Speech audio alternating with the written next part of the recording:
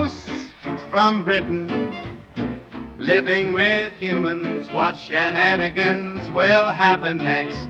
I miss Katie with Ghosts. Thank you in advance for your time and assistance in this matter. Yours sincerely, Fanny Button. What's up, everyone? Adam from FWCI. This is Ghosts. Lady Button complains to the Titanic live at the Gillian Lynn Theatre. I see Annie on the screen there, Bridget Christie. So this will actually be my first ever time hearing any of the cast out of character. I haven't watched the bloopers yet, I haven't listened to the podcast or any of the Q&As as well. Also, let me know, especially Patreon, because you'll get this first. Would you like to see a reaction to the Q&As? Are they that good? Are they worth doing? Maybe I'll do them. Speaking of Patreon, patreon.com/FWCI is where you can support the channel further. You can get some full-length reactions and early access and a bunch of other stuff. Go check it out. But this looks like it's Martha Howe-Douglas reading a complaint letter that she wrote to the Titanic, because she didn't go on the Titanic, did she? Somebody stole a ticket or something like that, I think. It was a few seasons ago that we discussed it, but I believe that's what her connection to the Titanic is. So I'm very excited to check this one out. Martha Howe-Douglas is one of my favorites. I just reacted to Bill, and she's great in that, especially as the body collector. She's great, but let's check out Lady Button complains to the Titanic. I've got £1,000 in my pocket. Would you read the Titanic letter? I would. In the style of Fanny Button? Yes. Yes! Oh, I'm so excited. Regarding ticket refunds.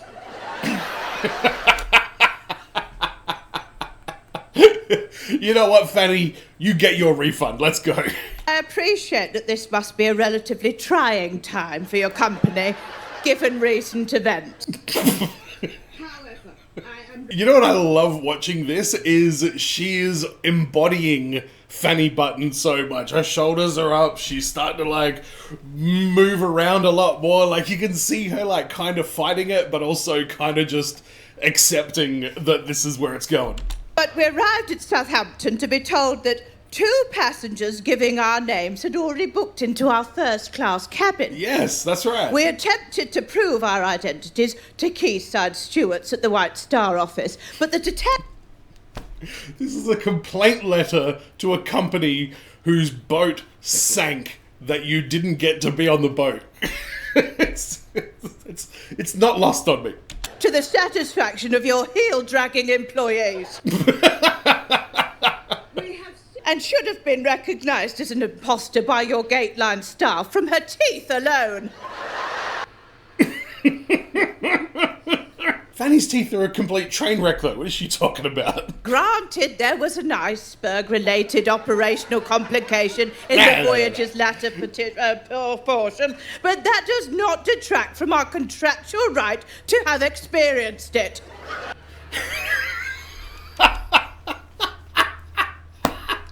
Our contractual right to have experienced it. God, she would have just been an absolute Karen back in the day. It's basically what this is. The planned journey that, for understandable reasons, had to be cancelled at short notice. And would have made for a most pleasant excursion had we been party to it. That's what she said. She was like, well, up until the iceberg, it was a lovely trip. So clearly she meant that. Yours sincerely, Fanny Button. Oh, wait a minute. My husband George, and he hopes his ideas about lifeboat provision proved beneficial. Oh my God, what? George is the reason there were no lifeboats on the Titanic? God, he really is a scumbag, isn't he? Ah, she is so good. She is so good. I'm glad mine's out the way. That's what her voice sounds like? No, it really has. I mean, when we did the teaser, there wasn't... I don't know why I'm gobsmacked that that's her dialect. I mean, I don't know, like, where certain accents are from and, like, what it means or anything like that, but I thought she'd have a more posh sounding kind of thing. God, she is good at accents, isn't she? I mean, in England, it's one of the things that I really envy about the British is you've got so many different accents so close to you and all around the place to like learn from and just get all this like verbal mileage from learning all these different things. And I honestly, I'm amazed at the voice that I'm hearing come out of her mouth. My touchstone was Anne Widdecombe. But yeah, no, Anne it's Widdecombe. kind of developed. I mean, All right. Who's Anne Widdecombe? And do you know what the subject of my first paper speech was? Was it the Titanic and how you want your refund? Wow, I didn't even need to see more of this lady. Holy shit, I see it. I definitely see it. Did the arm just sort of naturally go? yeah, it's just a, yeah. And I don't know where it came from. And the slight lean. Yeah. That And the just fact that she can't really run. That's amazing. That's one of my favorite, like, physical tics of Fanny Button is the stiff arm. Oh my god, why can I never say a sentence about this character without it sounding completely perverse? The shoulders, the stiff arms, like the posture, everything about that character just clicked into place. I'd say you can say the same thing about Ben Wilbond as the captain, like the actor, the look, the time, the design, the character, the voice, everything is just in perfect harmony. This whole group are amazing. Sort of seemed like a lady from that time and that class. But Yeah. there was something about how completely unfair she was in her judgment of everything, which I Yeah, think core to the yeah. character, and that came out more in the voice when we got into the series. Yeah, the voice has definitely helped the character, Yeah. for sure.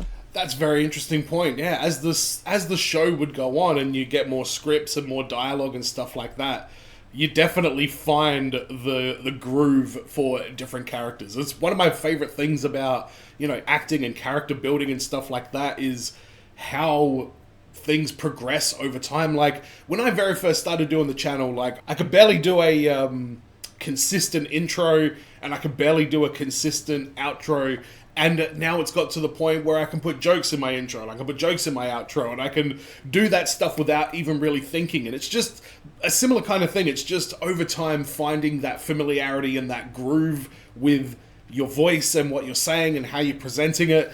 And this whole team is exceptional at it. I see you there, Rickard, with your beard. Yeah. But you are all from the south. I think. Yeah. We're Well, all Thomas is from Scotland, but Yeah. oh, Reese. Oh. Sorry, I missed the. Damn it! Oh, cut to. Damn my eyes! Oh, okay. People in the comments have shared the reason why Thomas is suddenly from Scotland is because originally Matthew Bainton was, he would have a thick Scottish accent when he'd say, "Damn your eyes." It is a very hard thing to say without sounding Scottish, so I kind of feel his pain. That was so goddamn interesting. Yeah, there's a whole bunch of Q&A videos that I can react to, and I don't know, maybe I will, because I love the art form of, character building and stuff like that. And if that's the kind of thing that you're interested in and you like to hear my thoughts on, how they've done that and, ways that I might even implement some of these learnings, I guess, in future videos, let me know in the comments if that's something you'd be interested in. It's pretty nerdy and it's pretty in the weeds, but, I mean, if you're gonna indulge in this kind of stuff, you might as well learn from the best. And in my opinion, these guys are the best. They really are. Like, I could say something glowing about all four of those people on the stage right now without even having to think about it. And you've heard me do this over the course of my reactions to the series of Ghosts and now Bill and Horrible Histories. Also, if you want to see me react to Yonderland, go watch Season 1, Episode 1. I'm trying to get the views up on that one, so support that video and I'll get to doing the rest of it. Thanks for joining me, everyone, and as always, be well, stay safe, look after your friends, ta-ta, and farewell. How in the belly it's Thomas Thorne writing poetry since he was born. I believe he was born in the Scottish Isles. Don't believe me? Damn your eyes! Hide your